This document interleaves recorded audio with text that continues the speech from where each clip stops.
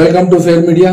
आज बात करेंगे ट्रंप सरकार और अमेरिका के इनसाइड एक्चुअली क्या हो रहा है, वहां की कंपनियों को रेशनलाइज करना और ले ऑफ्स। ये ले ऑफ्स तो 2023 से लेकर आज के दिन तक भी चल रहा है और इसका कंप्लीटली डेटा के साथ कौन से सेक्टर्स इसमें इन्फ्लुएंस है और अफेक्टेड है और पूरे दुनिया का वर्कफोर्स कितने कंपनियों से नौकरी वो लोग के खतरे में आ गई है और कई कंपनियां तो बगैर बोले बगैर बताए यूनाइटेड स्टेट्स में निकाल दिए हैं, जिसका पता किसको है ये भी तो ट्रंप सरकार को नहीं है। वो इसलिए नहीं है कि ट्रंप सरकार खुद अपने फेडरल गवर्नमेंट में से कितने हजार लोगों को निकाल देना चाह रही है। और आइए देखते हैं कंप्लीटली अमेरिका और अमेरिका से ताल्लुक रखने वाली पूरी दुनिया। और ये America super cop of the world, ये दुनिया का पुलिस माना जाता है। कौन सी भी मुल्क में कौन से भी मामलात में हर जगह ये दखल देता है और अपना बड़ापना जताता है। तो ये बड़े आदमी का बड़ा फोर्स। और वैसे तो भारत सरकार के मामलात में भी ट्रंप ने अपना बड़ापना जताया, चाहे पाकिस्तान इंडिया की वार में हो। और ये इंडिया का पार्लियामेंट 18-19 घंटे पूरे अपोजिशन पार्टी लीडर्स और इंडिया गठबंधन के लीडर्स और रूलिंग बीजेपी और एनडीए के लोग पार्लियामेंट में ये तो घमासान चल रहा है। लेकिन मोदी सरकार ना ही ट्रंप का नाम लिया, ना ही चाइना का, ना ही रशिया का और ना ही वर्ल्ड कॉन्फ्लिक्ट जो होते हैं, वर्ल्ड कॉन्फ्लिक्ट्स के ऊपर इन सुपर पावर्स का पावर क्या होता है और उसके ऊपर ये ट्रंप सरकार हो या मोदी सरकार अपने डिप्लोमेटिक चैनल से हो या फिर कमर्शियल या बिजनेस या फिर कौन से भी अपने रास्तों से जो मीडिएशन करते हैं, उसके हिसाब से दुनिया पे क्या असर हो रहा है। क्या हम डिप्रेशन में चले जा रहे हैं? डिप्रेशन मीन्स इकोनॉमिक डिप्रेशन और वर्क फोर्स को रिमूव करना और कंपनीज पूरे के पूरे बैंकरप्ट होना और दिवाला, एक मानो में दिवालिया निकाल देना या फिर रीलोकेट होना या फिर रीशेड्यूल करना, रीस्ट्रक्चरिंग करना। ये मामला तो अमेरिका में चलता है। चले आइए देखते हैं अमेरिका का हिसाब किताब क्या है। ये थोड़ा लंबा होगा लेकिन फिर भी लास्ट तक देखने की उम्मीद से हम आपको रिक्वेस्ट करते हैं, लास्ट तक बने रहिए। एक्चुअली वहां के फाइलिंग्स, वहां के कंपनीज 371 बैंकरप्ट फाइलिंग्स वहां के कंपनीज किए हैं वहां की सरकार को। और अभी तक उसके ऊपर फैसला और मामला तो ये तो साफ देखने को मिलता है।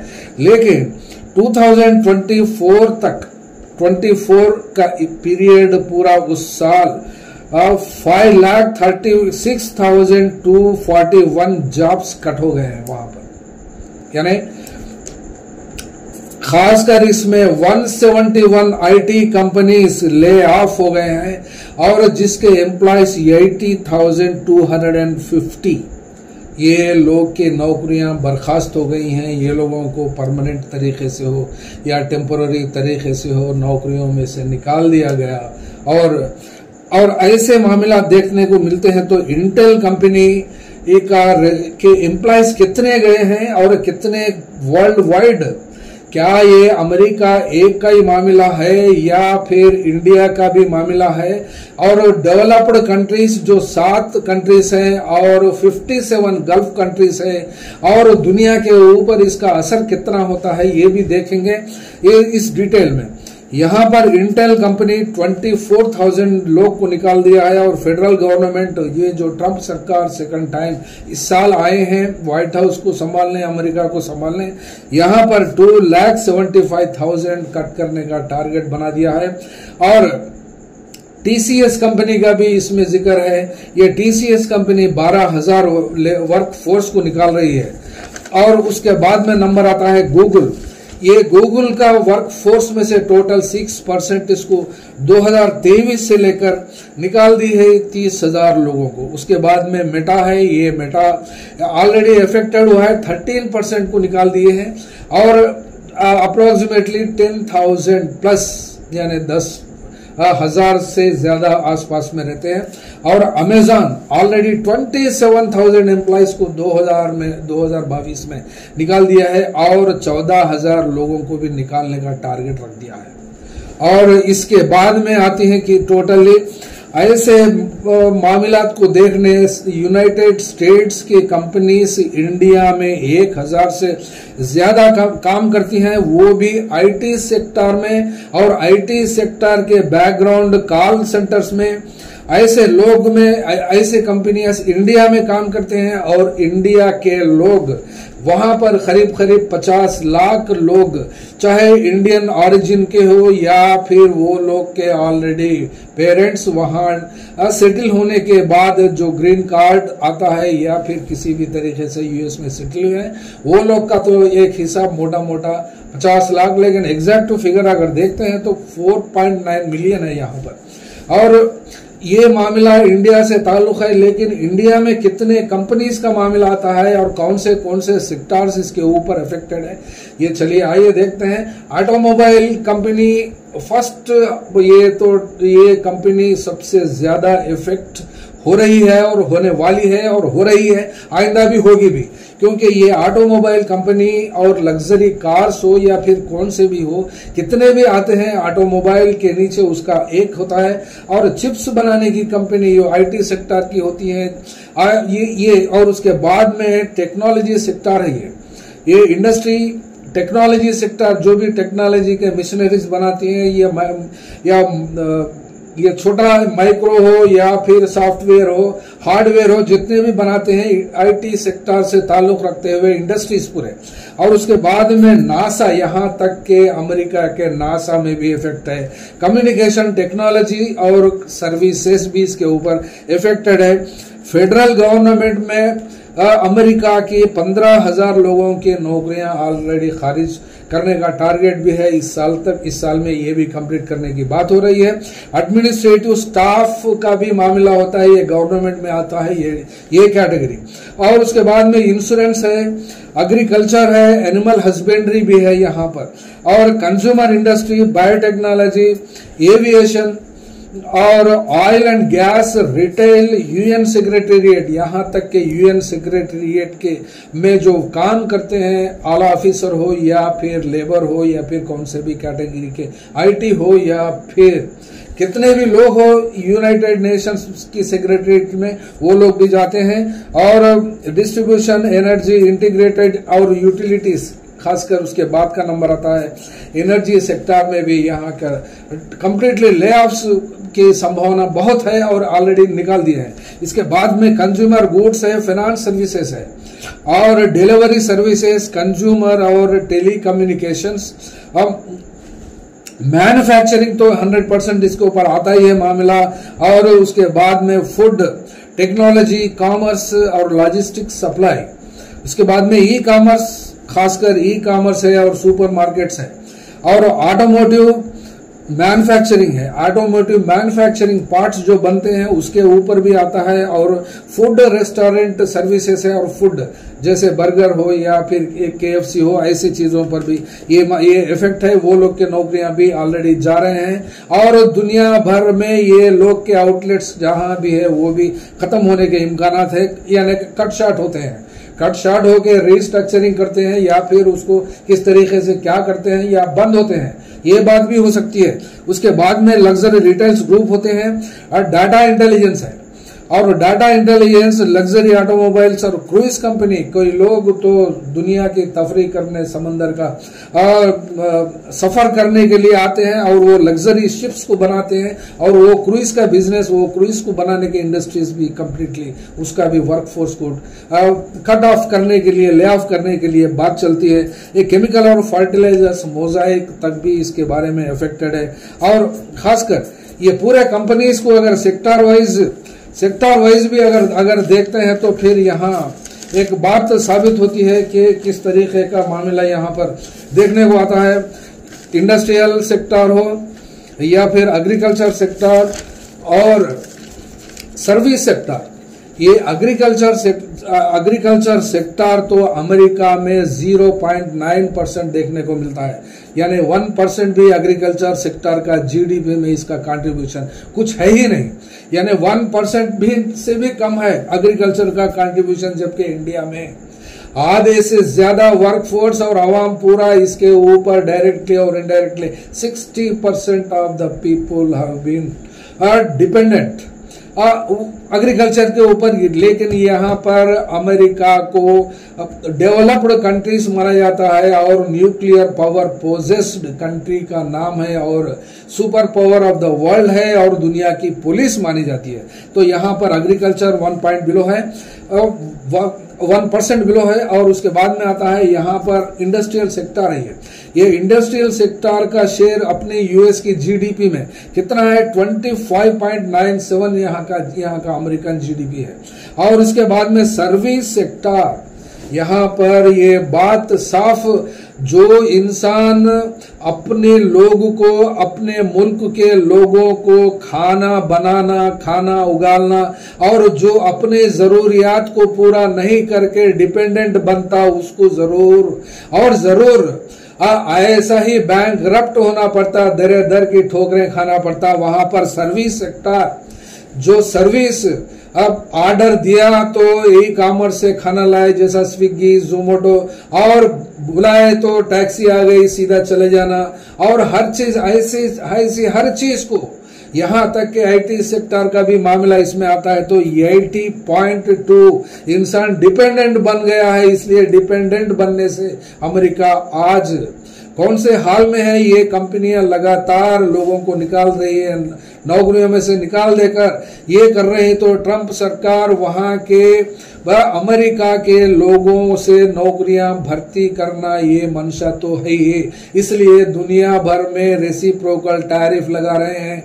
और इस रेसिप्रोकल टैरिफ इंडिया के ऊपर भी दोस्त ना रहा और प्यार ना रहा, हम किसी के ना रहे, कोई हमारा ना रहा। ये मुकेश साहब का गाना संगम फिल्म का भी याद आ रहा है, क्योंकि हमारे प्राइम मिनिस्टर मोदी साहब जो बाइडेन से भी मिले फर्स्ट टाइम, जो ट्रंप सरकार थी 2018 के बाद में, 18 से पहले जो थी, वहां भी मिलके आए हैं और परसों भी मिलने से मना कर दिया और सिर्फ एक्सटर्नल अफेयर्स मिनिस्टर से ही काम चला लिया उन्होंने। इसीलिए देख कर 25% यहाँ पर इंडिया के प्रोडक्ट्स के ऊपर रेसिप्रोकल टैरिफ प्लस यहाँ पर पेनाल्टी के रूप में जो रशिया से ऑयल खरीदना हो या फिर वारशिप्स खरीदना हो, फाइटर जेट्स खरीदना हो, जो भी हथियार रशिया से खरीदने की वजह हो, और रशिया को पैसे देने का मतलब है अमेरिका के खिलाफ में काम करना। और चाइना से तो उतना आंख मिलाकर ना ही भारत और ना ही अमेरिका बात कर सकता वो, इसलिए कि चाइना अपना मामला करने में तय है। और यहाँ पर ना ही अमेरिका इंडस्ट्रियल सेक्टर पे सेल्फ रिलायंट और सेल्फ सफिशिएंट नहीं बन पाया और एग्रीकल्चर के ऊपर भी डिपेंडेंट ना रहा, सर्विस सेक्टर के ऊपर डिपेंडेंट रहने से क्या हाल होता है, ना खुद बना सकता कोई चीज और हर चीज को इंपोर्ट करना, हर चीज को पूरी दुनिया भर से इंपोर्ट करना, डराना धमकाना, टैक्स अगर भरते हैं, अगर ये मुल्क कम से कम 10 से 20 अगर दुनिया भर में मिल के, जैसा कि ब्रिक्स है, ब्रिक्स कंट्री के जैसा दूसरा organisation of Islamic countries OIC, जिसमें 57 देश हैं, ये 57 देश हो या फिर गल्फ कंट्रीज 5-7 जो हैं वो भी अगर एक साथ खड़े होते हैं, या फिर रशियन ब्लॉक हो, रशिया, चाइना और नॉर्थ कोरिया, अगर इंडिया मिला तो इंडिया तो इसी में मिलता ना उसी में मिलता। एक कहावत है, वो कहावत तो बोलना पसंद नहीं है, किधर का भी कोई चीज किसी का भरोसेमंद ना होता तो किसी का भरोसेमंद ना होता। अगर आप किसी के भरोसेमंद होते हैं या फिर आप किसी के भरोसे से काम करते हैं और उनके मुफाद हो, उनके फायदे के लिए काम करते हैं तो तुम्हारा भी फायदा होता है। ना ही ये अमेरिका से दोस्ती निभाई, ना ट्रंप भी इंडिया से दोस्ती निभाया, और ये दो के दो अपने आप को बहुत होशियार समझते हैं, लेकिन दोनों के मामले भी अमेरिका विल नेवर सर्वाइव, नहीं हो सकता वो, इसलिए कि 80.2 यह सर्विस सेक्टर के ऊपर डिपेंडेंट है, इसलिए नौकरियां चले जा रही हैं, ये बात फिक्स है। वो इसलिए कि हिंदुस्तान को ऐसी नौबत नहीं आएगी। चलिए आइए देखते हैं अमेरिका का फेडरल खर्चा कितना है, ये भी आप भी देखेंगे। खर्चा यहां पर 36.56 ट्रिलियन डॉलर्स है, यानी अगर इसको लाखों में डिसाइड करते हैं, लाखों में कन्वर्ट करते हैं तो 36.56 लाख करोड़, यानी कितने लाख करोड़ होते हैं ये हिसाब से अगर देखते हैं तो फिर वो हिसाब को, ये हिसाब को जीडीपी वहां की 30.51 ये मामला है। जीडीपी के हिसाब से ज्यादा खर्चा है अमेरिका को, अमेरिका का जीडीपी और मुब्तला खर्चा उससे ज्यादा है। तो फिर इंडिया का क्या है?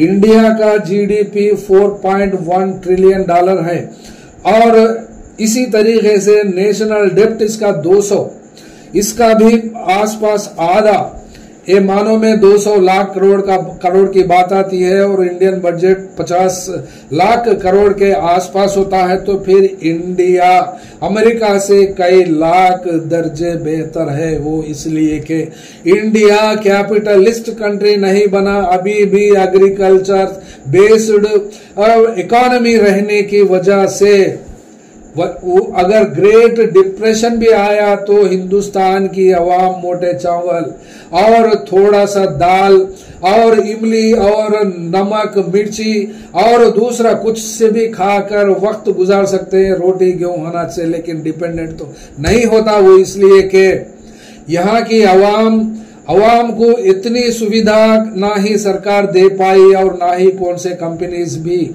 यहाँ की आवाम को उतने सहूलत या पब्लिक शेयरिंग नहीं किया और जो थे नेहरू के जमाने में। और वैसे पब्लिक सेक्टर कंपनीज को पूरा बेचकर यह राजा बाबू पूरी दुनिया फिरता है, लेकिन अपनी कमाई से नहीं बल्कि अपनी बाप दादा की कमाइयों के जो पब्लिक सेक्टर यूनिट्स थे उसको बेचकर अपनी मनमानी 10 लाख का सूट हो या फिर 7 और 8 हजार करोड़ का फ्लाइट हो, ये मनमानी चलता है। सिर्फ ये मनमानी यहीं चलती है दुनिया में, ऐसी जो चली है वैसे सरकारों को, वैसे वहां के महाराजा जैसे लोग जो थे वहां के रूलिंग क्लास, वो लोग के खिलाफ में श्रीलंका हो या फिर बाजू वाला बांग्लादेश हो, वैसे दुनिया के दूसरे मुल्कों में भी वो लोगों के खिलाफ वहां की अवाम बगावत कर रही, और बगावत के नतीजे में वो लोग की सरकार के खिलाफ में आवाज उठाई और वहां दूसरे गवर्नमेंट से चेंज हुए। तो फिर यहाँ पर कितने कंपनीज का मामला आता है, तो यहाँ कंप्लीटली सर्विस सेक्टर किसी भी सूरत में यहाँ पर डेंजर जोन में है। सर्विस सेक्टर ये कोई जीडीपी में कंट्रीब्यूशन तो करते हैं सरकार को अपने टैक्स के हिसाब से, कॉर्पोरेट टैक्स हो या फिर यूनाइटेड स्टेट्स में फेडरल गवर्नमेंट्स हो या फिर स्टेट गवर्नमेंट्स वहां के हो, वहां पर भरते तो है, लेकिन कोई अपनी कंपनी से प्रोडक्शन निकालता नहीं, और निकाला भी तो बस होता नहीं, क्योंकि कंप्लीटली वहां पर प्राइवेट सेक्टर के ऊपर डिपेंडेंट होके इंडस्ट्री है। गवर्नमेंट सेक्टर तो वहां पर एक बर्डन है, और वो बर्डन तो स्टेट, हर दुनिया के स्टेट्स पूरे उस मुल्कों के वहां के लोगों के कमाई के ऊपर एक पैरासाइट बनकर जीते हैं। ये तो दुनिया की बात है, ये आप लोगों को कितनों को पता है, ये हमको तो पता नहीं, लेकिन एक बात तो साफ है, तकरीबन लोगों को तो मालूम होना चाहिए, क्योंकि इकोनॉमिक्स में अगर किसी को नॉलेज है या पॉलिटिकल साइंस में भी है या फिर पॉलिटिकल इकोनॉमी में पढ़ाई जानते हैं, तो फिर ये पूरा मामला वो लोग को रहता है। वैसे लोगों को तो हम बोल नहीं सकते, लेकिन जो नहीं समझ सकते या फिर वो लोग को समझाने की कोशिश हो। बहरहाल हम तो इस बात के आज के रेसिप्रोकल ये टैरिफ से अमेरिका नहीं बच सकता, ये बात साफ है। तो फिर आइए देखते हैं कितने कंपनीज वक्त लगेगा थोड़ा। आप इस कंपनी को देखिए और वहां का वर्क फोर्स कितना कितना निकाला है। जुलाई की 29 तारीख को ड्यूक यूनिवर्सिटी, ये फेमस यूनिवर्सिटी, वहां के 600 जॉब्स कट ऑफ हो गए हैं। और 28 जुलाई को 12,000 लोग की बात, या चाहे कौन से भी हिसाब से हो, ये TCS वहां भी मानी जाती है। और इसी तरीके से यानी ग्लोबल लेवल पे भी इफेक्ट हो रहा है, इफेक्ट मामला है यहाँ पर। और ये इंटेल कंपनी 24,000 बात बताए हैं हम। लिबर्टी ग्लोबल ये 800, उसके बाद में Jaguar land rover 500, Microsoft 9,000 already इससे पहले जो निकाली है वो उससे छोड़कर। और उसके बाद में आती है बात लॉकहीड मार्टिन कंपनी, 24,000 लोग निकाली हैं। ये इंटेल के हिसाब में ही आता है, लेकिन ये डिक्लेरेशन 24 जुलाई को हुआ है। उसके बाद में बॉश कंपनी, ये जर्मनी की ऑटो पार्ट्स बनाती है, 1100 वर्क फोर्स को वहां निकाला है, वजह क्या भी हो जाए। और उसके बाद में वहां पर इवन नासा भी इसमें से बचा नहीं, 3,000 लोगों को वहां से छुट्टी कर रही है नासा। और 21 तारीख के दिन एरिक्सन कंपनी, ये एरिक्सन कंपनी भी 300 लोगों को ऑलरेडी कट ऑफ है। ये स्पेन की कंपनी है और कम्युनिकेशंस और टेक्नोलॉजी और सर्विस टेक्नोलॉजी में ये एरिक्सन कंपनी काम करती है। और ये फेडरल गवर्नमेंट का ले ऑफ इस साल का 2025 Q1 तक, ये मामला, इसमें हजारों लोगों की तो बात हुई है और वो टारगेट भी रखा है। और इसमें फरवरी के महीने में 1,15,000 यहाँ पर फेडरल गवर्नमेंट से नौकरियां छुट्टी की गई हैं वहां के अमेरिकन के लिए।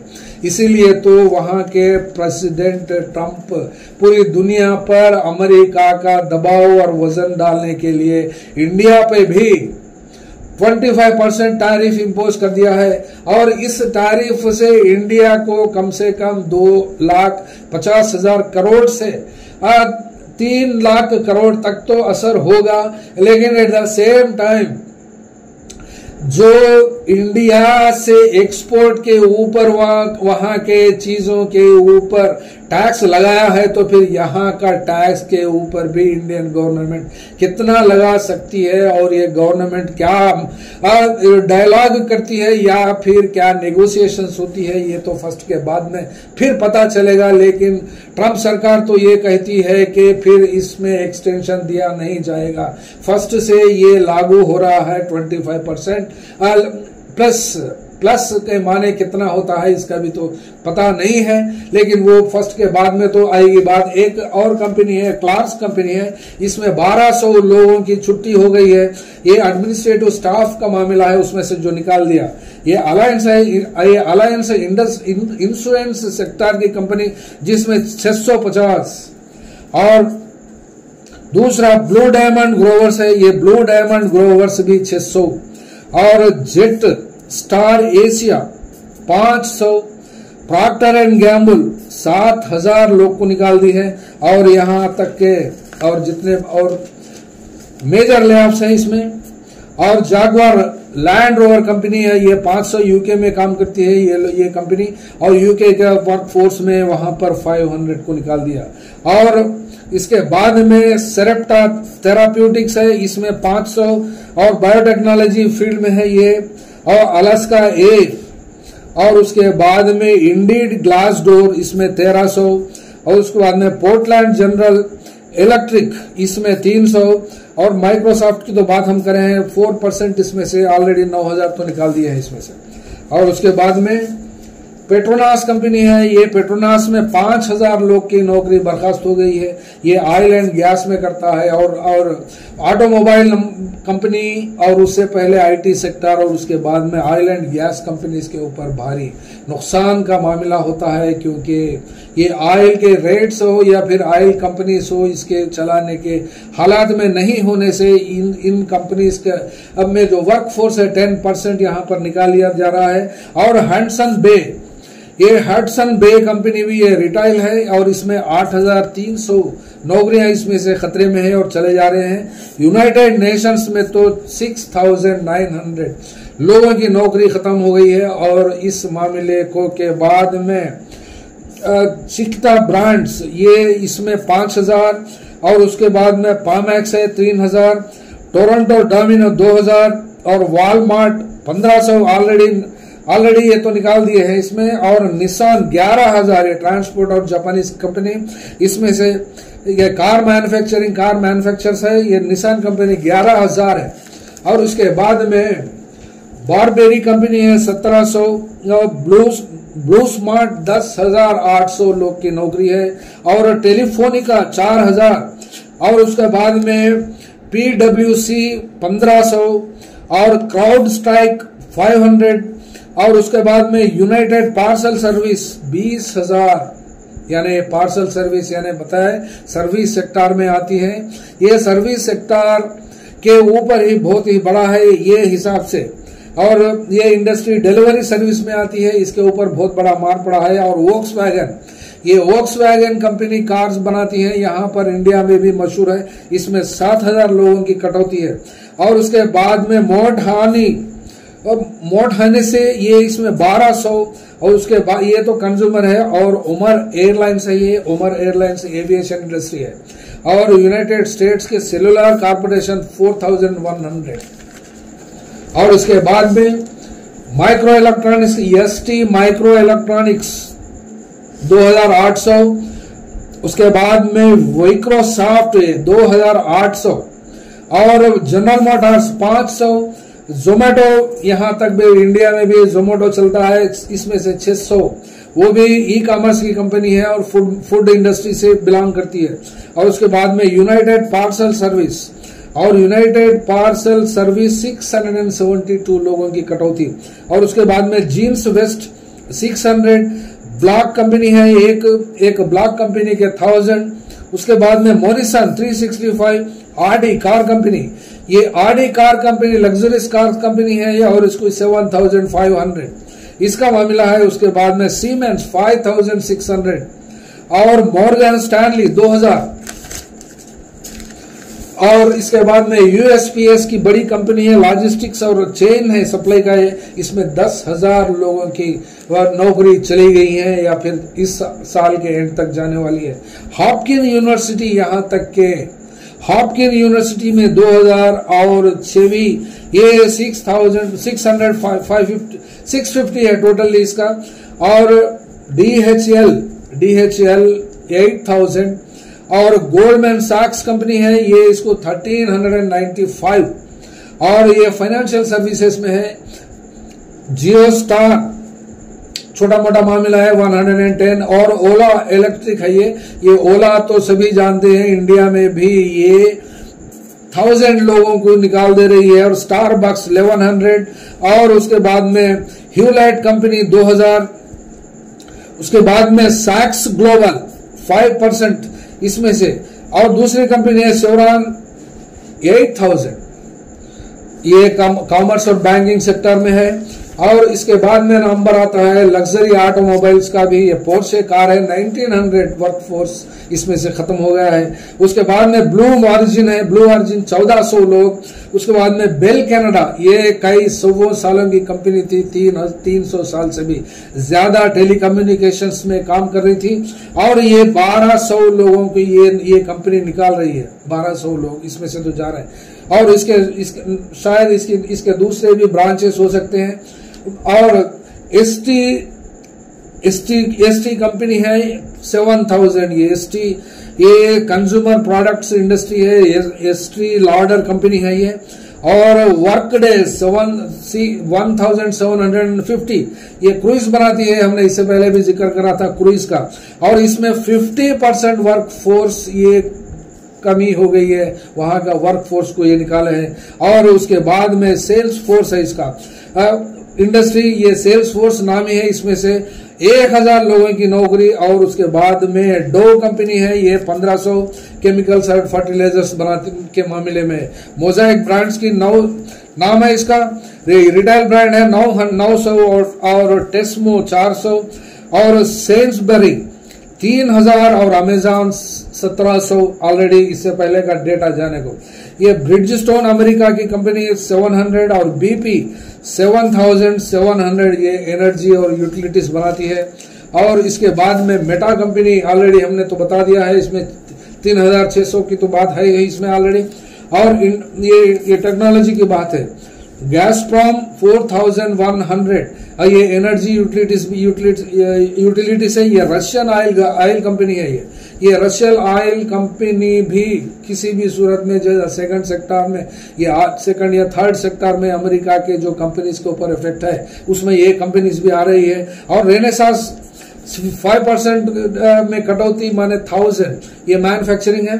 और वेफेयर 1000, ब्लैक रॉक ये 1% इसमें से फाइनेंशियल सर्विस है, ये कट ऑफ है 1% टोटली। ये कैलिब्रियम एडिक्टिव 48% है। ये एक ही कंपनी है जो शायद at the brinks of bankruptcy, America में 49% इसका वर्कफोर्स को ये डिलीट करने वाली है या ले ऑफ डिक्लेयर कर दी है ऑलरेडी है।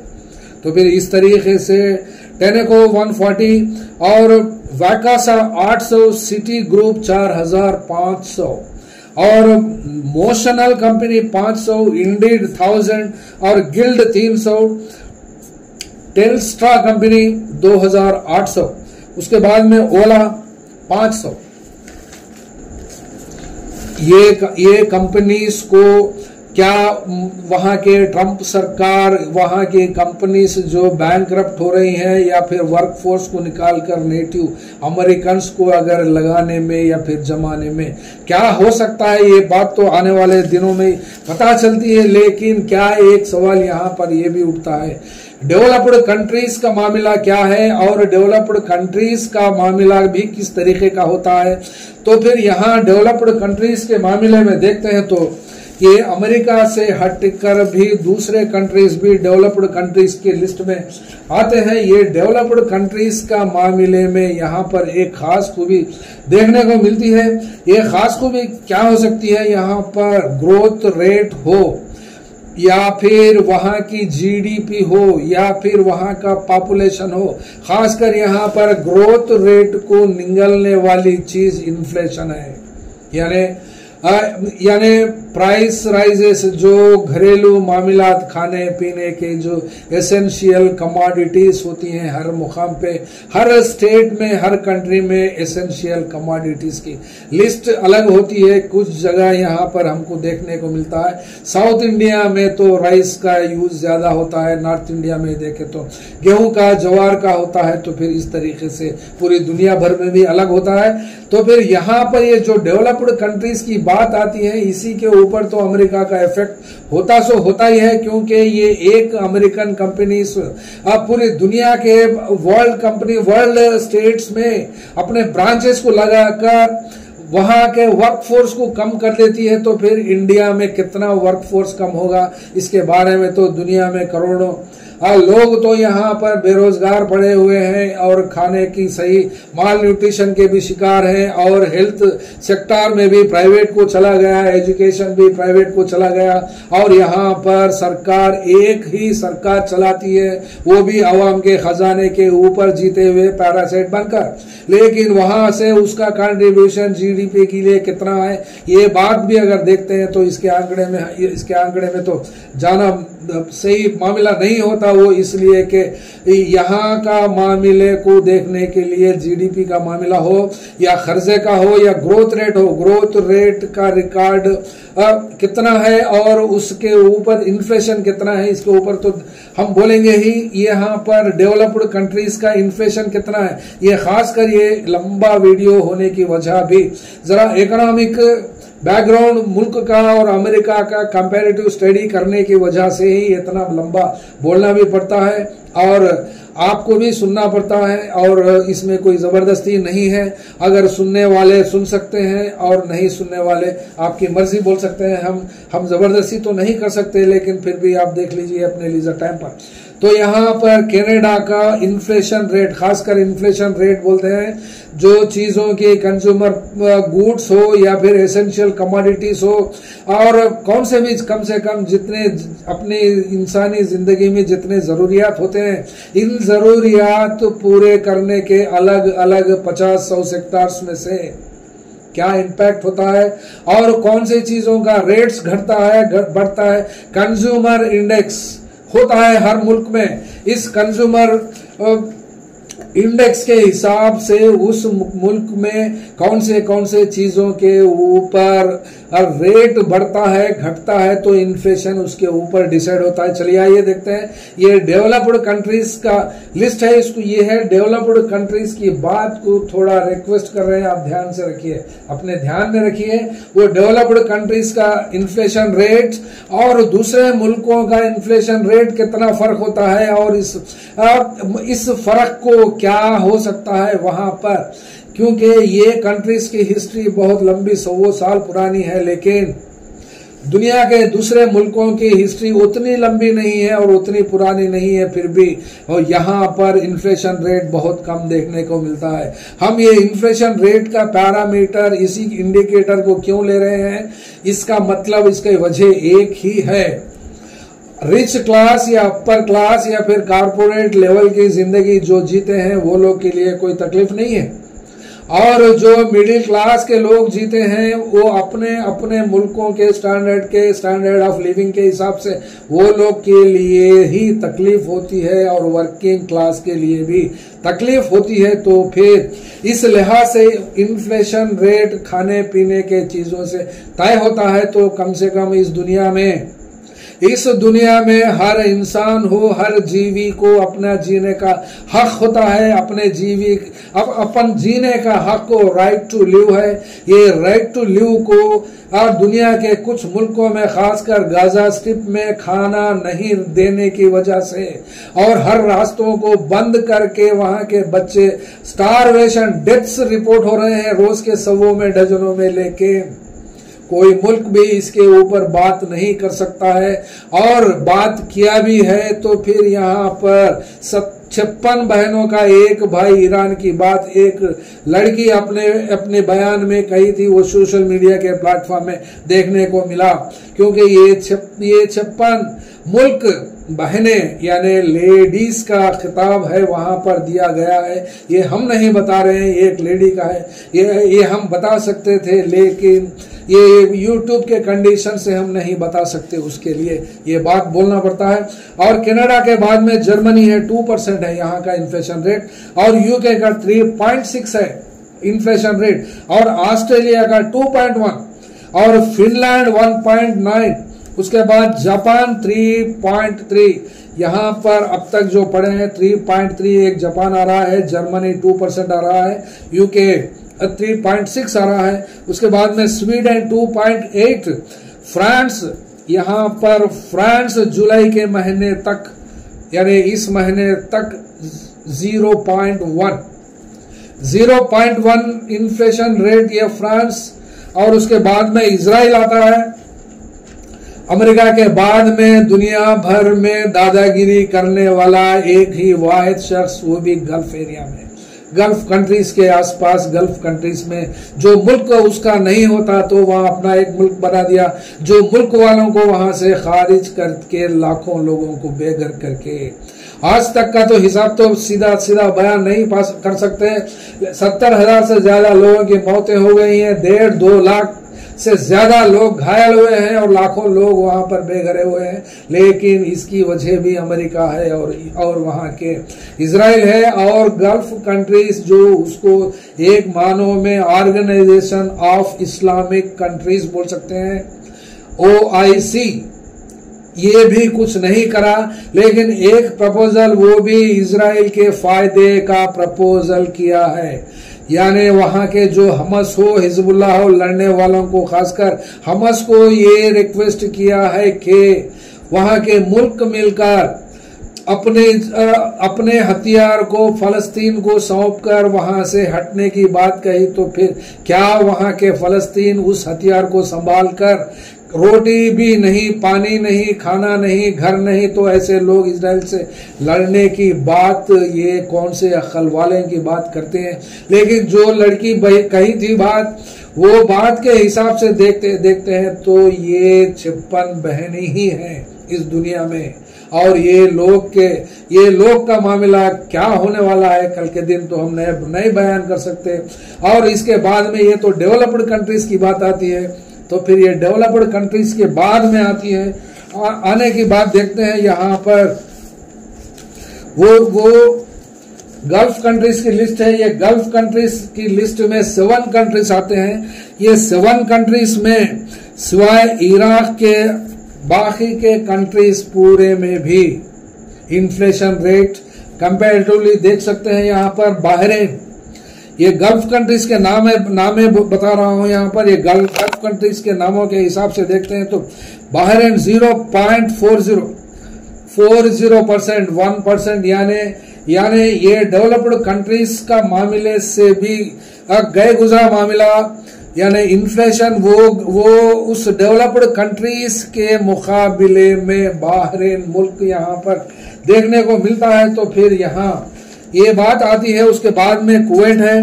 कुवैत में 2.32% वहां का इन्फ्लेशन रेट है। ये इराक की बात तो 20-25 साल जंग में जूझा और आज भी वहां के नेचुरल रिसोर्सेस और वहां के मिनरल्स और वहां का petroleum related oil and gas भी अभी तक भी जारी चलता है। वो जिधर जाना है वो पेनाल्टीज के जरिए, पेनाल्टीज उस कंट्री के ऊपर सैंक्शंस लगाने की वजह से वहां की सरकार भी कंप्लीटली, जो सद्दाम हुसैन को हटाकर वो सूली पे चढ़ाने के बाद में जो सरकार आई थी, जो सरकार आज तक वहां पर चलाने से डायरेक्टली तो नहीं, पपेट सरकार कह सकते हैं इराक में, तो वहां पर 34.1 इन्फ्लेशन रेट ये रिकॉर्ड हुआ है। गल्फ रेट में ये हाईएस्ट रेट है। अगर वहां की दूसरा मुल्क देखते हैं ओमान में तो 0.5% ओमान में इन्फ्लेशन रेट है और कतर 0.1%। और कुछ मुल्क आइंदा देखते हैं, कुछ मुल्क में माइनस इन्फ्लेशन रेट दिखता है। माइनस कितने में है आइंदा आप देख सकते हैं, मैं उसको बताऊंगा। और कतर में 0.1% और सऊदी अरेबिया में, kingdom of Saudi Arabia 2.3।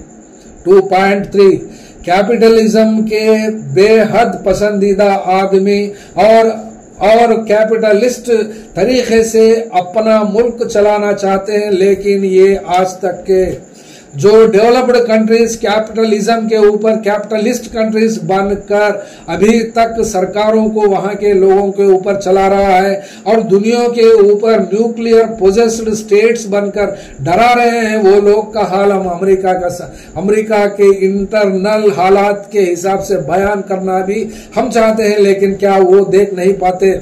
Her president of India को अपने गिफ्टों से नवाजते हैं, तो फिर वहां फलस्तीन के लोगों को पानी तक देना पसंद नहीं है, हिम्मत नहीं है। वो इसलिए कि हिम्मत कर नहीं पाते, अगर हिम्मत करते हैं तो फिर कुछ हो सकता था। ये तो शिकायत पूरी दुनिया भर में है। जो लोग ईमान रखते हैं, जो लोग आखिरत पे भरोसा रखते हैं, वो लोग को वहां पर जवाब तो पूछने वाले 100 करोड़ होंगे। सलमान बिन इस वहां के सऊदी अरेबिया के उसको क्या कह सकते हैं, रॉयल हो या प्रिंस हो, जो भी कहें, जैसा भी कहें, उस किंग सलमान को उसको तो जिम्मेदारी से जा नहीं सकता, भाग नहीं सकता। वो इसलिए कि ये बड़ा मुल्क होने की वजह से।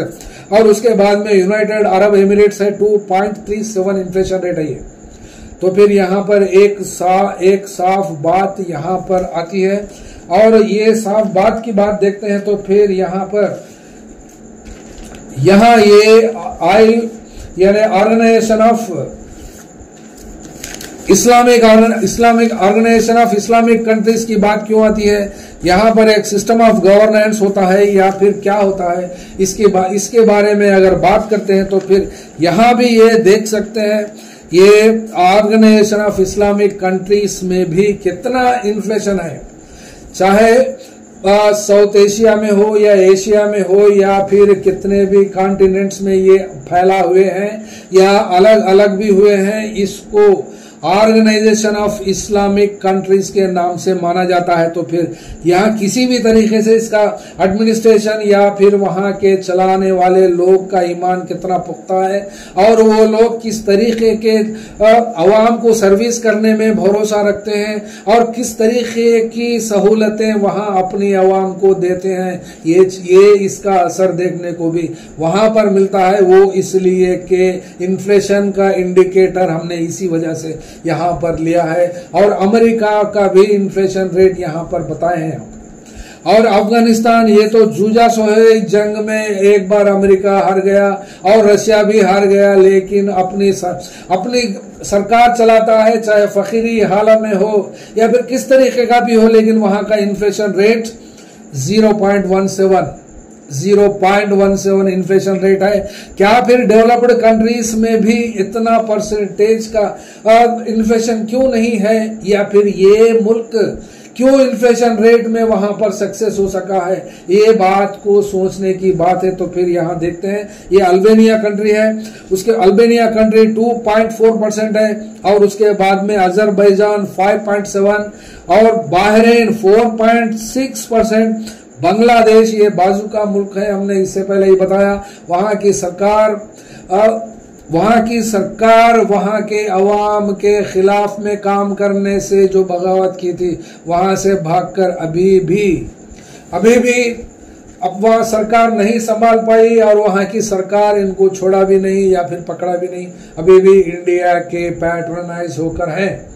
तो फिर आइए दूसरा देखते हैं, ये बेनिन ये कंट्री है, ये बेनिन कंट्री भी 7.69, और उसके बाद में ब्रूनी आता है, और यूएई भी बताए, बार्किनो फैसो ये 1.6, अल्जीरिया 3.7, और इंडोनेशिया 1.87, चाड 3.4, मोरक्को सिर्फ 0.4, और उसके बाद में फलस्तीन, ये फलस्तीन का भी मुल्क माना जाता है, और इसका भी मामला 51.41 इसका मामला बताया, क्योंकि खाने कोई खाना नहीं है तो फिर रेट बढ़ने का सवाल ही नहीं है, क्योंकि वहां पर वो एक अटैक्ड कंट्री है और कई 2 साल से तो ये मामला चलता है।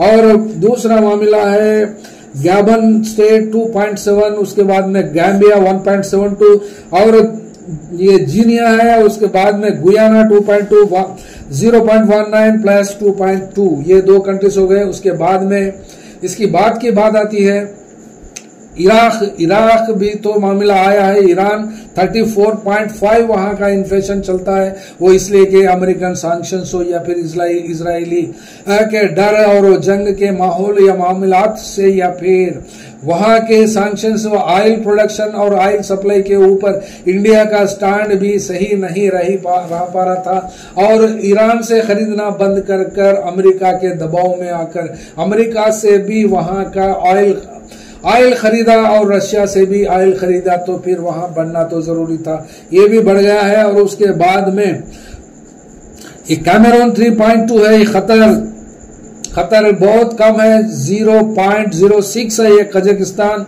ये 11% है, यहाँ पर ये मुल्क 11.8 बताता है, ये USSR United state Soviet union से अलग हुआ सो मुल्क है ये। उसके बाद में किर्गिस्तान 8%, यहाँ भी ये एवरेज परसेंट जो अब मुल्क अभी तक के थे उनसे ज्यादा यहाँ पर ये स्टेट्स मिलते हैं। उसके बाद में कैमरोस 2.2 है, उसके बाद में कुवैत 2.32 है, और इस तरीके का मामला लिबिया, कर्नल मोहम्मद गद्दाफी याद आते हैं क्योंकि लिबिया का नाम आता है, फिर उस 1.72 है। लेबनान 15% है, लेबनान में लड़ाकू और वहां भी जंग, इंटरनल डिस्टर्बेंस और इंटरनल रीजन से इजराइल और लेबनान के बाजू रहने से हम हिजबुल्लाह की लड़ाई में शामिल होने की वजह से भी ये 15% है। और बाजू का पड़ोसी मालदीव्स 4.60 है, और उसके बाद में मलेशिया 1.1 है, ये मलेशिया कंट्री का भी हिसाब आता है, और माली कंट्री 3%,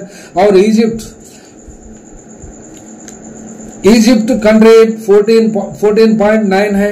ये इजिप्ट कंट्री का मामला भी जंग यानी अरब स्प्रिंग याद होगा, और अरब स्प्रिंग के वक्त में वहां की आवाम को अमेरिका साथ देकर वहां के रिजीम्स चेंज कर दिए थे। उस वक्त में 2009-2010 के आसपास के पीरियड में तो इजिप्ट भी वहां उसके लपेट में आया था, लिबिया भी लपेट में आया था, और वहां के प्रेसिडेंट से वहां के रूलर्स जो भी थे, नाम इधर उधर हो सकता है, इजिप्ट हो या फिर लिबिया हो, लेकिन वहां पर भी 14% ये अमेरिका इसके ऊपर 2009-10 के ऊपर हमला किया था। और वहां के बाद में मारिटानिया 0.6% है। उसके बाद में मोजाम्बिक 4.15, निगर कंट्री 7%, और इस तरीके का नाइजीरिया तो है ही, क्योंकि वहां रिबेल्स के ये जूझता है, वहां का मामला 22.97 है। और उसके बाद में उज्बेकिस्तान, ये रशियन सोवियत यूनियन से अलग हुआ सो मुल्क है, 8.7 है।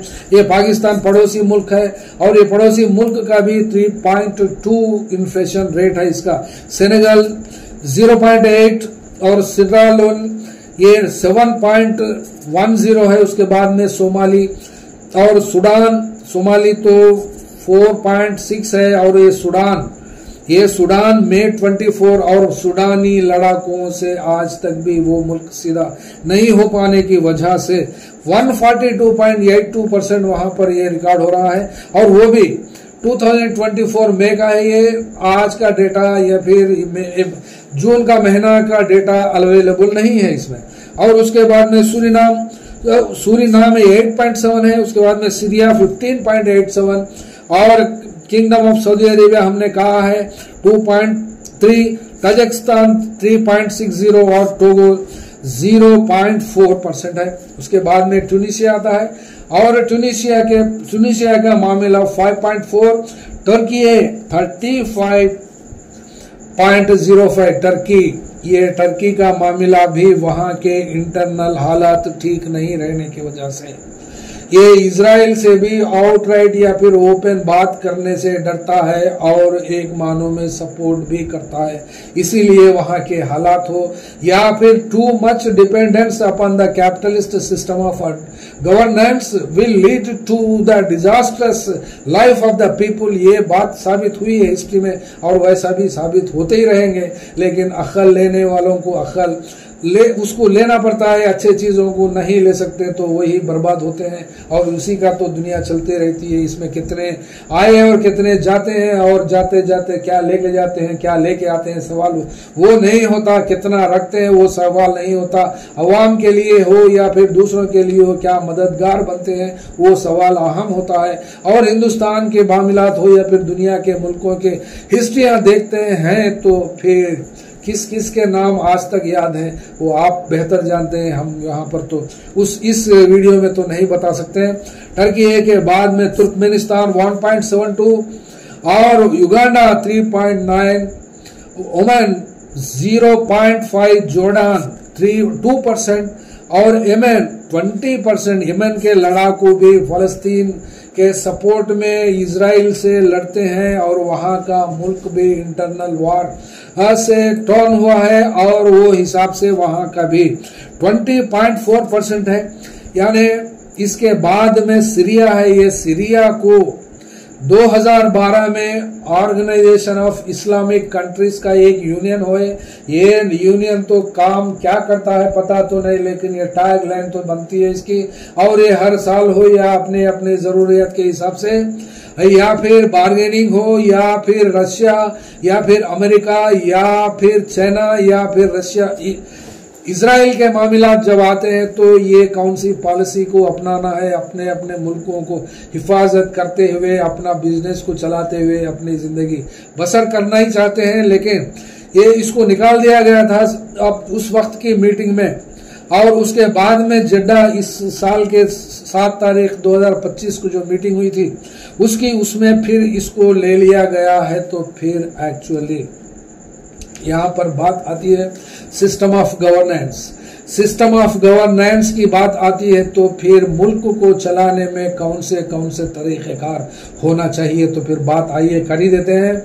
अगर परखना है तो इस मुल्क को नहीं, इस दुनिया में ऑलरेडी जितने मुल्क बने थे और बिगड़े थे और वहां पर कौन सी सरकारें आई थी उसके बारे में भी यहाँ पे फाइनल कंक्लूजन पे आकर इस बात की साफ बता भी सकते हैं। और हर कोई भी जानना जरूरी नहीं होता, और हम ये नहीं समझते कि मालूमात के ताल्लुक से एक एनालिसिस की बात ही हम रखते हैं।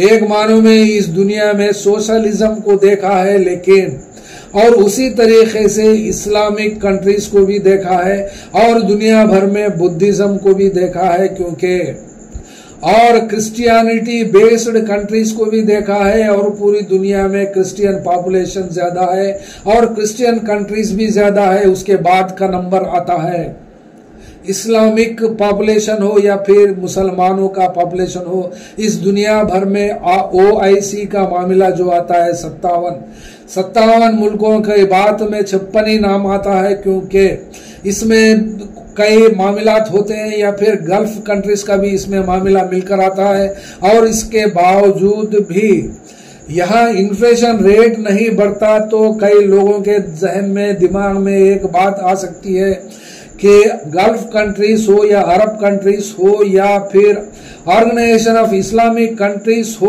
वहां पर सोना उगा है और पेट्रोलियम रिलेटेड गैस और फ्यूल उगता है, वो लोग बेच कर ही जीते हैं। लिहाजा वहां पर डॉलर हो या एक्सचेंज ऑफ मनी के हिसाब से कौन बात कर सकता है, तो फिर वहां पर रेट्स नहीं बढ़ते। 5 साल पहले जो रेट था, अगर कौन सा भी बात देखते हैं तो वो फिर 5 साल तक भी उसके ऊपर रेट नहीं बढ़ता। तो फिर इसके तरीक़ेकार अगर देखते हैं तो फिर उसमें क्या तरीका हो सकता है। वैसा तो फिर अमेरिका में क्या कम था, कौन सी चीज कमी थी, तो फिर कैपिटलिज्म होने के बाद भी और भी कैपिटलिज्म की एक बीमारी है। कैपिटलिज्म के फ्लॉस को, फेल्यूर्स को कंप्लीट करने के लिए फिर कैपिटलिज्म का सहारा अगर लेते हैं तो फिर यानी एक मानो में अगर एक इंसान कुछ दवा खाने से बीमार होता है तो फिर उस दवा को फिर सेहतमंद बनने से भी क्या उसको खाने से ये ठीक होता है। ऐसा ही मामला कैपिटलिज्म के ऊपर सिस्टम ऑफ गवर्नेंस डिपेंड होते हैं, तो फिर कैपिटल लेना ही पड़ता है। तो फिर mineral rich, oil rich, technology rich, warheads rich, और पूरी दुनिया में अमेरिकन फौज अगर इतनी भारी है तो फिर वहां पर हमने बताया 80% ये सर्विस सेक्टर के ऊपर क्यों है, क्योंकि बादशाही हुकूमत ना होने के बावजूद, डेमोक्रेसी होने के बावजूद इंसान अपना आंग छुपाकर जो काम नहीं करता, वहां के प्रोडक्शन में भाग नहीं लेता, मेहनत नहीं करता, वो मुल्क फना हो जाता है और वो मुल्क की खत्म लिखी हुई होती है। वो वैसे मुल्क को कोई अब बचा नहीं सकता और वो बचेगा भी नहीं। वो इसलिए कि कुछ लोग बैठकर जीते हैं और कुछ लोग काम करते हैं, तो वैसे लोग का हशर अमेरिका का हशर ही होने वाला है। तो यहाँ पर सिस्टम ऑफ गवर्नेंस से कुछ सीखने को मिलता है। और कम्युनिस्ट सरकारें भी देखे हैं और इस्लामिक सरकारें भी देखे हैं, और इसको बचने के लिए क्या इख्तियारात हो सकते हैं, ये हम तो अपने तरफ से नहीं बयान कर सकते। वो इसलिए कि बुद्धिज्म को भी देखा है, हिंदुइज्म को इंडिया में तो देख रहे हैं इतने सालों से, और दुनिया भर में मुसलमानों की यानी इस्लामिक कंट्रीज को भी एडमिनिस्ट्रेशन भी देख रहे हैं, और रशियन कंट्रीज में जो कैपिटलिज्म बढ़ा था उसको भी टुकड़े टुकड़े होने में कोई वक्त नहीं लगा। वो इसलिए कि सोशलिस्ट स्टेज से फिर कैपिटलिज्म में एंटर होने के बाद में जो मामला तय हुआ था 1955-56 से आज कगार पर है, उसका भी इन्फ्लेशन रेट हाईएस्ट लेवल में है। और मामला कैपिटलिज्म को ट्रीट करने के लिए कैपिटलिज्म की दवा काम नहीं आती, तो लिहाजा इसके ऊपर क्या मिल सकता है समझने के लिए और इसको कंक्लूड करने के लिए ये आप ही के ऊपर छोड़ता हूँ। Thank you. फेयर मीडिया में आपका स्वागत है। हमारे चैनल को सब्सक्राइब करें और हमारे वीडियो देखें। हर अपडेट के लिए घंटी आइकन चालू करें। हम वास्तविक और निष्पक्ष समाचार और राजनीतिक अपडेट प्रदान करते हैं।